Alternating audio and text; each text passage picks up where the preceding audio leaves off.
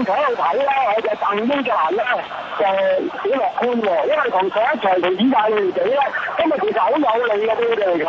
上一場3個幾個嘅比賽環境，佢完全嘅背景，佢意大利派路帶佢哋節奏咧，佢哋得個1-9字嘅啫，決賽會場嚇。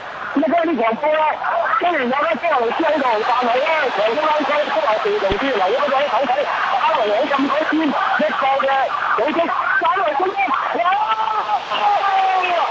就嗰球用講完，講住講炒嚟未做就，高亞雷斯，加亞雷斯你都唔知你翻唔翻你咪好好嘅咁樣出嚟，1-0啦！嗰球講緊呢就話咧喺後半場咧指控咗主導優勢比較明顯，但係呢邊炒落嚟，佢嘅炒嚟就俾加亞雷斯一球俾入。上半場38分鐘嘅時間，咁睇翻呢場好大戰咧，係睇喺沙維斯當時之後你知起嚟嘅，咁當然壓力咧會比壓大啲嘅。咁啊，隻好唔該曬，Kim 嗱，睇到咧係蘇雷斯呢個波咧真係頂咗之外，同埋咧係佢自己策動咧同卡文尼兩個搞掂啊！哇，妙到毫添啊！補出場呢個波嚇。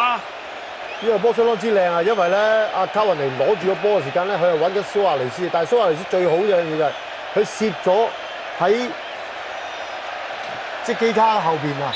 阿剛啱啱過頭嘅時間，呢下就係最尷尬嘅時間，同守門員同埋個後衞中間啦，咁變咗蘇亞雷斯要把握到嘅機會咧，入咗1-0。